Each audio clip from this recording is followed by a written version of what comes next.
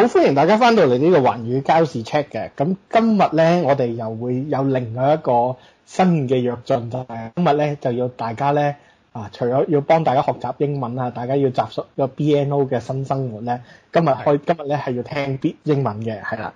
咁因為咧呢度嘅嘉賓咧，我揾唔到一個香港人啊，咁所以咧我就要揾當地人啦。咁所以咧呢一個等陣間咧，我哋就會揾阿雲總。Hello， 雲總。係，我唔係個嘉賓啊，我係今日嘅旁白。係啦，係啦，咁今日咧係啦，我哋就係會問咩啊？咩地方啊？今次係你講埋先啦。塞維亞或者塞爾維亞啦，我唔知個爾字喺邊度嚟啦。OK， 塞維亞啦。OK， 咁咧就好有趣啊！我哋聽完之後咧，就知道點解夏總裁今次要揾啲咁嘅嘢嚟講啦，係啊。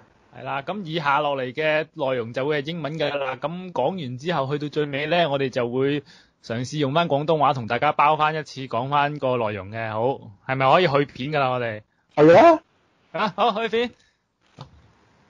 So welcome back to our program, and then today is the first program we are doing in English, and we are talking about a situation from a very faraway land called Serbia, and welcome Filip to talking about how this coronavirus has affected the country and his life and his life around, because Serbia, probably you don't know a little much what's going on, because what catch my eye recently is they have some protesters stormed the parliament recently. But before we talk about this hard topic, we probably should talking about more personally. So Filip, how is your personal life affected by this coronavirus or pandemic in general? Because you probably work from home, and corona, and also all kinds of arrangement and wearing masks. How is that? Yeah. Hi. So thanks for having me first. To answer your question, yes, so just a little bit of baseline information. Right. The pandemic, or epidemic, I guess, in Serbia has been announced on March 15th, so middle of March. Right. And beside the pandemic or epidemic announcement, the national state of emergency was announced, which significantly changed the way things work in our country. And immediately, a lot of businesses have started working remote, which sort of affected a lot, at first, because it was a huge change for most people, because we're not really used to working remote here. And I might have worked 1 or 2 days from the office at the beginning of the pandemic, but then I relapsed. I started working from home, and it turned out not to be a great problem, actually, because I work in IT, so it's quite easy to sort of work, shift this work to be online. And I have a team of almost 20 people below me, so I was able to work with them and talk to them over Zoom. And chat with them. So in general, I think we actually were more productive than we were in the office, because there was no offline chit chat or something, because we were really focused on the work. But not just that, we got a new project that was related to COVID-19, so that made us work even more. And do some overtime, actually. So, and because there were some lockdowns in place, especially as the pandemic progressed, we were not able to leave our houses during the weekend, so that actually gave us more time to work. So at one point, I was like 20 days without one single day of not working. That was just my life back then. That's in some way, but I think I've heard that it's a kind of curfew situation for you, is it? Well, yes. At first, they started announcing that there was a curfew, so you were able to move around the city or the country between hours of 6 a.m. and 5 p.m. And after that, you weren't supposed to leave your house unless you had a permit, and that was really hard to get by. So generally, I didn't leave home. I had to leave home get some groceries during the work hours, but that was sort of fine. And then after a while, they introduced the lockdown for the whole weekend so that people were not able to socialize during the weekends. That was also quite weird for us because the weather had started getting better. It was April, and Yep. It's springtime. Everyone wants to go outside, but then we were not able to.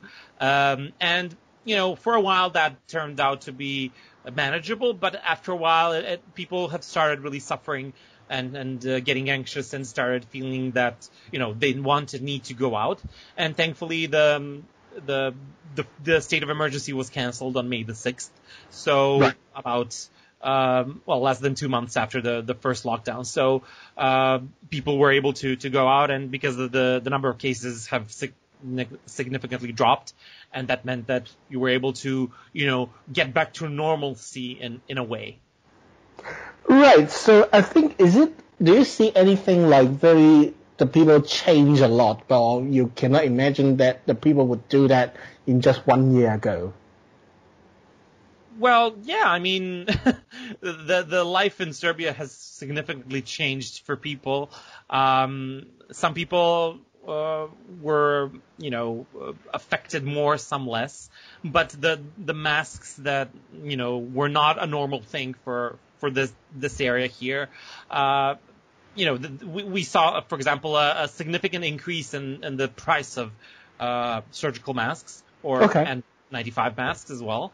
But then, people got on with it. They were like, yes, this is what's happening. I mean, that's just the market. And in the first few weeks, there was a short in number of, I mean, people couldn't actually buy those masks at some point because the whole world was really requesting them, and it was hard to get them. But now I guess the demand has lowered, and we do have a surplus of those. And yes, people were some people really struggled with going to work, not going to work, because many people can't really work remote. They need to work in their bakery or whatever. So I saw a significant increase in the number of delivery services because food was supposed to be delivered, and that was fine. So because I live in the center of Belgrade, I have a window, and I see like 6 p.m. The streets are empty, but then all of a sudden you can see these bikes or cars, just delivery guys just running around delivering food. So that's what life is like. They got a permit? Yes, exactly. I mean, that was work related. They needed to do that. And I use the services, of course. I mean, sometimes you make something at home, sometimes you order takeout. So it's really people were trying to find a way to cope with this. And ordering food was a way for that. And I also find something quite interesting or different about Serbia, especially different age groups, people in different age groups, how they're dealing with the pandemic. Because it's usually like from the previous episode, I'm talking with people from Hong Kong from Hong Kong to the other countries. The old people are quite resistant to this kind of changes, like wearing masks, or they will keep going out without mask free, or even the situation, even the places in Hong Kong that some old people are pretty resistant to this kind of new behavior, this new normal. And they think it is, in some country they will think this is just a normal flu, or they managed to go through some more serious flu before. But in Serbia, the situation, at least you sense it, is different. Well, yeah, I mean, the older people, on average, I think, are more responsible because they know that they can be affected by this much more than younger people. So what I've seen is sort of pretty good, in my opinion, obedience in terms of, respecting the measures, the distancing, the wearing of masks, increase in hygiene. So, and I think it comes down to, personal experience. So if you know someone who has been affected by coronavirus, if you've heard of someone knowing someone that affects your understanding of the whole epidemiological situation, and I think that helps with raising awareness. And I think that's why older folks have been more obedient there. Younger folks, I mean, younger in terms of like my age, 30-somethings, I think we are also pretty aware and doing as much as we can. But like younger folks in terms of elementary and high school kids, they are much more lenient and don't really care about this, because the information out there was that the younger kids don't really get affected by this, or if they do, it's really, really statistically insignificant. So what they've been doing is basically going on with their lives as much as they could. Schools have been organized over TV for some reason, and that's been over TV. Okay. Yeah, I mean, there were some broadcasts about, some lectures, so I'm not sure how that went. I'm not really friends with any youngsters right now, so I don't really know how that turned out. But I think the schooling system has significantly changed, like in general, for us. So they had more time to just do things, hang out with their friends, and etc. So I think on average that younger kids were pretty lenient about this whole situation and carefree. I mean, sometimes for a reason, sometimes not so much, because they could be the carriers and they could, infect their parents, their grandparents that might be living with them, and sometimes, that might be wrong, but that's what kids are, and you can't really stop them. But yeah, I mean, there's also let's say, yeah, the food shortages of some products were visible in the first days. Like somewhere else, I think in the US, people were hoarding toilet paper for some reason. So at some points there were shortages of toilet paper, but also flour, eggs, and yeast, and oil, and all of those basic grocery stuff. But then the market sort of caught up and recuperated from that once people stopped hoarding, because of course you can only buy so much toilet paper or so much yeast to last you for some time. So those things were pretty short-lived, I guess. And then after that, markets returned to normal, and now, I mean, you can just go to the market or supermarket and buy anything you want. So, but that was like a really weird psychological thing that we had. Like it reminds me of Doomsday, right?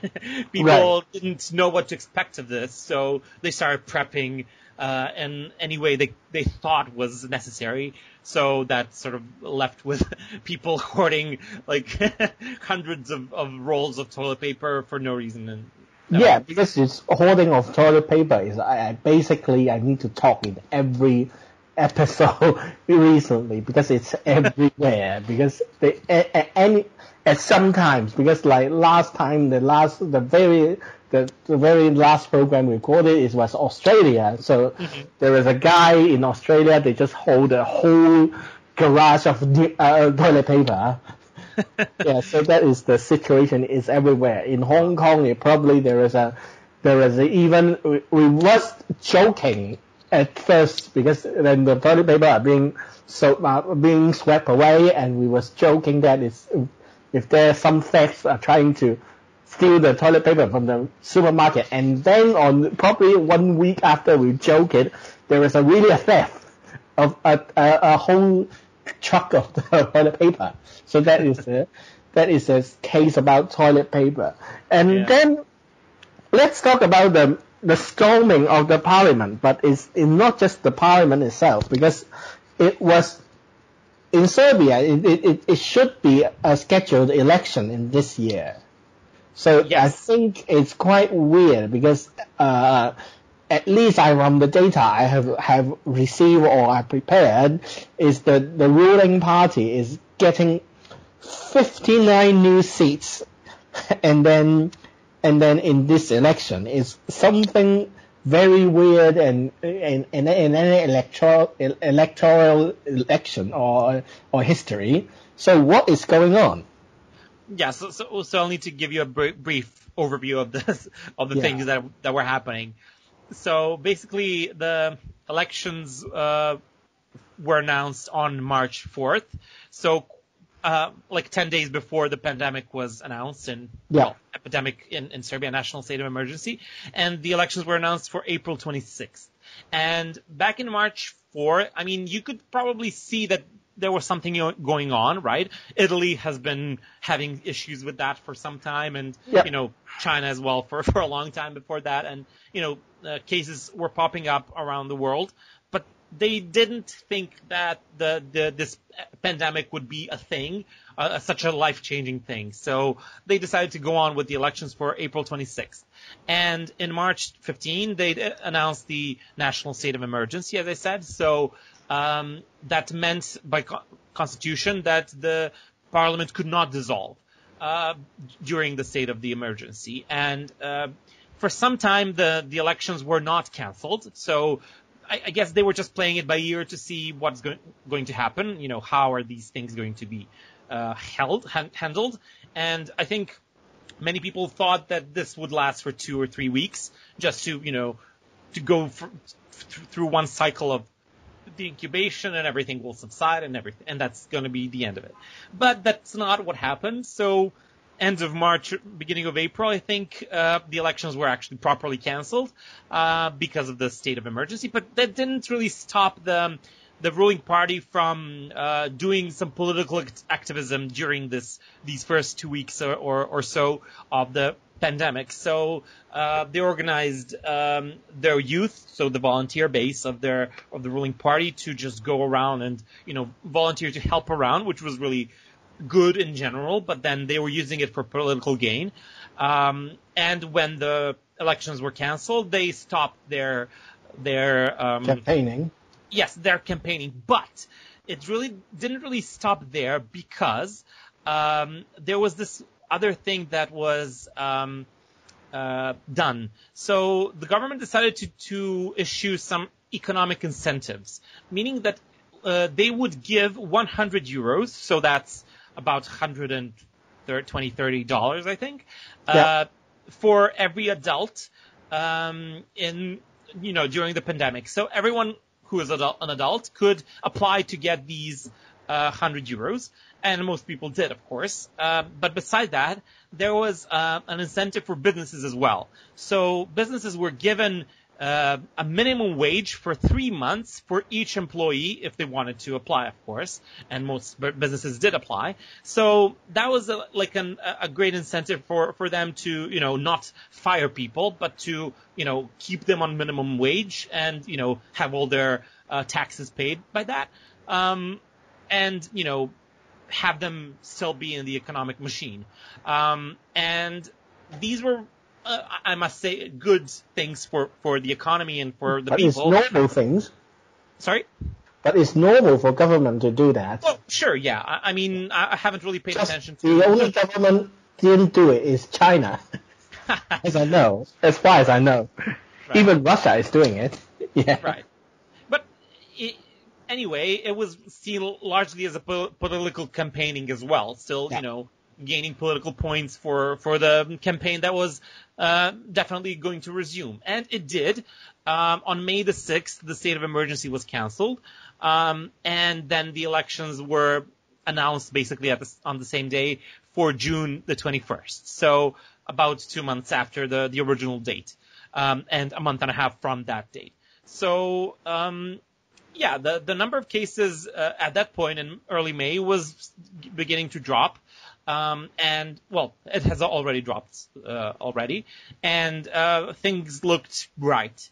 But then as, time moved on, people started re-socializing and, going back to work and going back to their daily routines, which even though a lot of people and a lot of businesses required using the necessary measures, people were quite lenient, at least compared to the peak of the first wave of the pandemic, as we like to call it.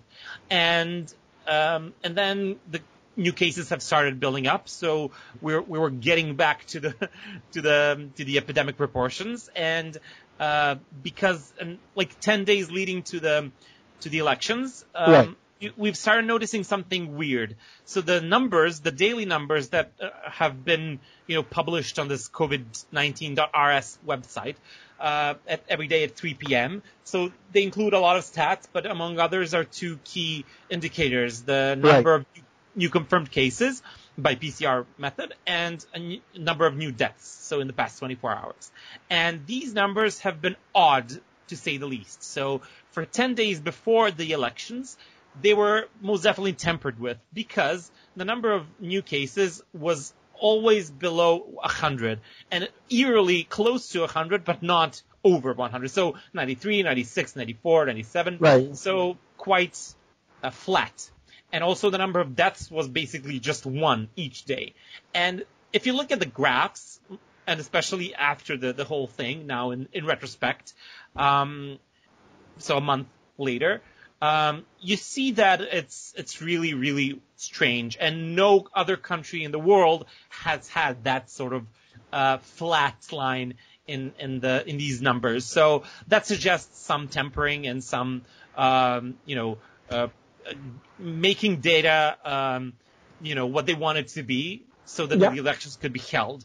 So apart from that, the elections were mostly boycotted by the opposition. So some opposition parties did apply and they did run, but most, like the largest opposition parties, just decided not to run because of the whole system, because they didn't really have faith in the ruling party and organizing fair elections, and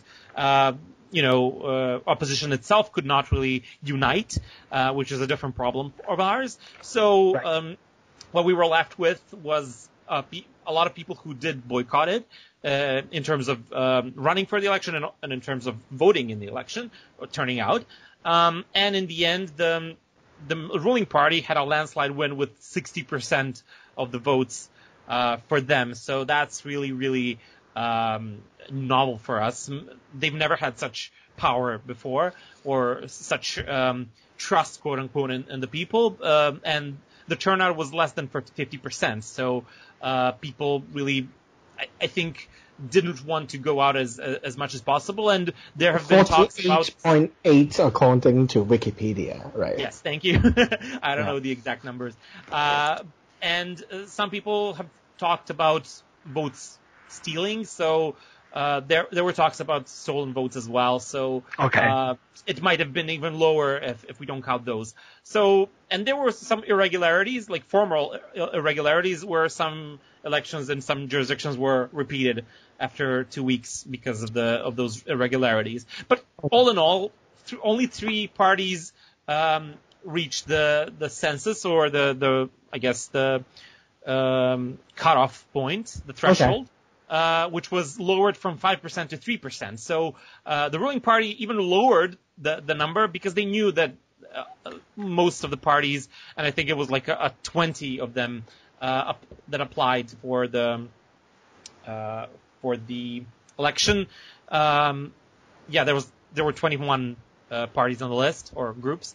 Only 3 of them passed the threshold, and 3 other minority parties that don't really require a threshold. So the parliament is still not constituted, so they are still in talks, with whom to create a coalition and whatever. But basically, the ruling party can, or the so-called ruling coalition, they form the government themselves, because it's 60%, more than half, more than 60 seats, more than the majority they need. Yes, and the next party, the Socialist Party, got only 10%. So, they don't really need that. I mean, they could get that to have a 2/3 majority, which they could use for a lot of nefarious reasons. But and I'm pretty sure they're gonna unite with them, because they're currently in coalition in the current regime. So I'm expecting that, but. They want to change the constitution or something like that? Yes, yeah. Okay. So what is the protest about? Because it's happening, like you say that the data of the cases, the coronavirus cases, are rigged, and then now they want to institute a law, is it? Yeah. So when the ruling party won on June 21st, they were really partying hard, and that was felt a week or so later when some of the leading members of the party, including some ministers and high officials, were diagnosed with COVID-19. So that really didn't sound good in the eyes of the people, but generally, that sort of lenient approach towards the pandemic and which paved the way for the elections to be held and celebrated and etc. That made way for this new second wave to happen and to ignite the flames of the quote unquote of the epidemic. So people were frustrated, especially people from the opposition. They felt lied to and played a fool. So they wanted to shore their dissatisfaction with the government, and they went to the streets. They started protesting, and they were met with police brutality, with force that was not proportional to the protesting itself. So excessive force used by law enforcement, including tear gas and beating people mercilessly. That was really bad. And there was only one media outlet that was reporting that, because most media is basically state-owned, or at least ruling party-owned. So there's this almost media blackout because of that, which is a different issue here, because most media is not independent. The only one media that's independent is basically U.S. funded. So people have, even though it's reporting most objectively, some people have resistance towards it because it's perceived as influence of foreign power. So it's a really, really bad situation for us there, because you really don't know who to trust. But at least they do report on these things, and they go on live there and present what's happening, basically live transmissions, and that's I think what's really necessary for people to see.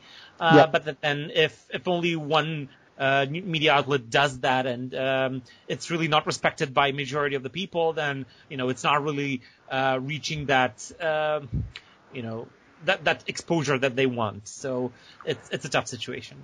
And then it's like, because the government after the election, you said that you have told me that instead of a professional committee of professional doctors, the president himself trying to install the lockdown again. Is it the case?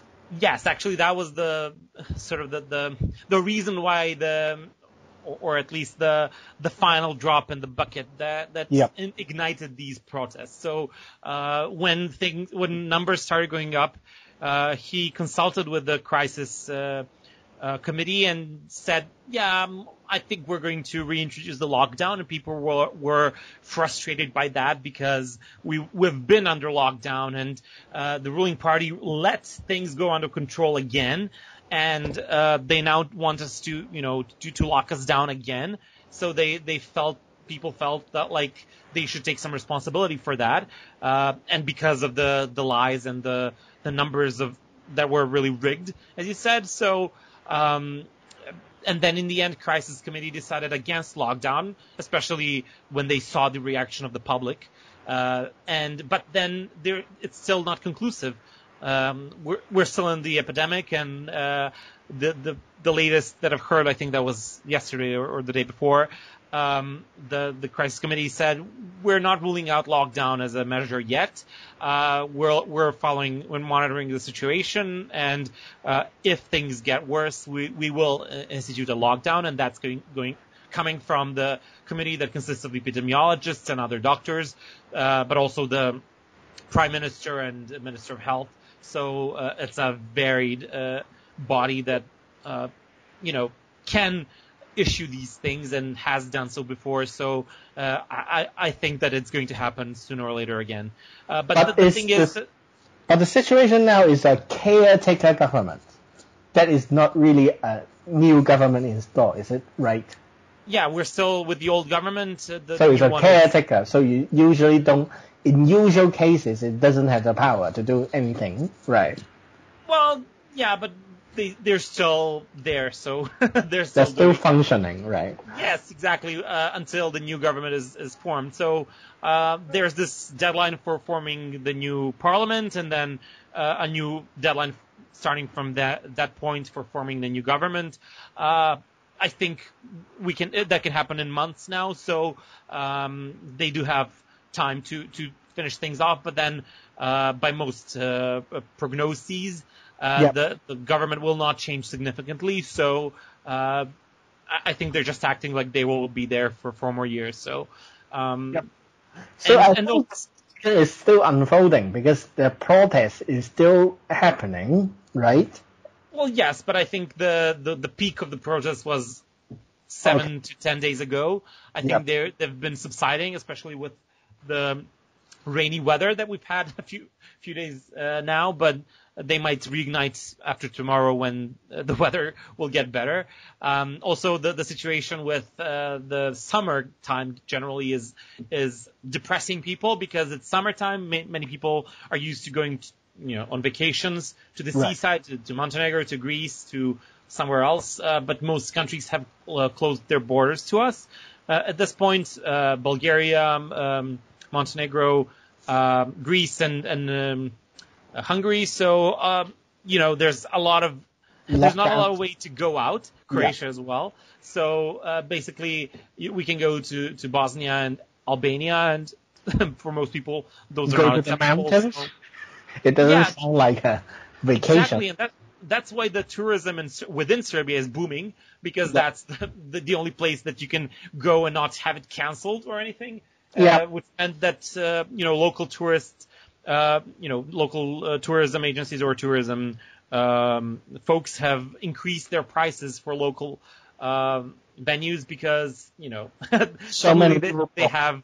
Yeah, they're all booked, so they can compete. So, that's something that's also a weird consequence of all this. Yep. So I think I can get back to a little bit issue because I think one thing is quite interesting because I get the news about the Serbians storming the parliament. It's actually from Al Jazeera.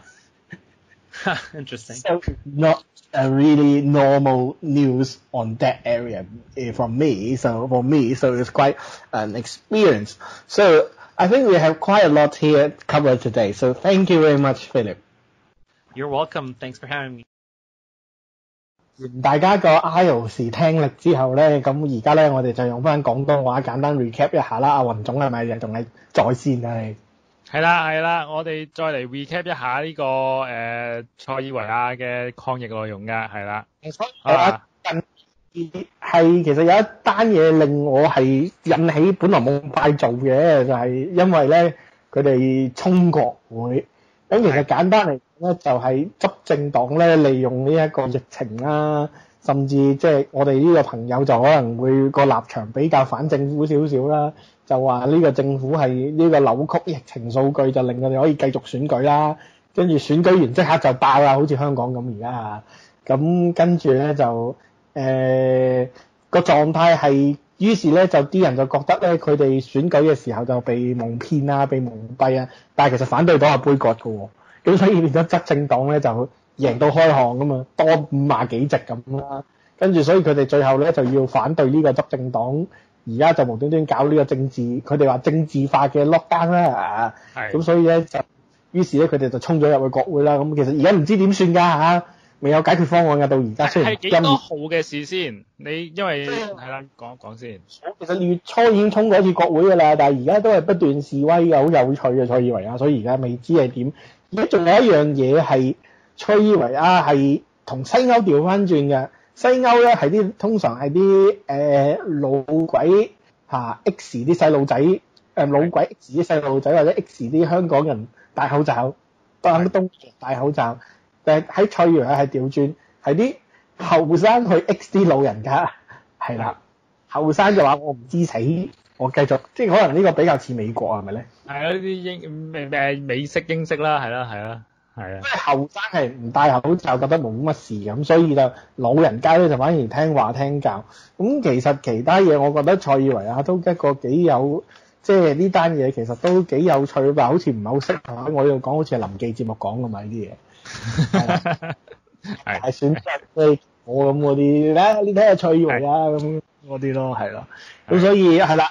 咁呢集咧就講到呢度啦，咁我哋下一集咧就會翻去廣東話嘅，可以預告係啦。咁應該幾熟悉嘅呢個國家係嘛？係。咁啊買下單子先啦，咁啊今日講到呢度啦。好，好，再見啦。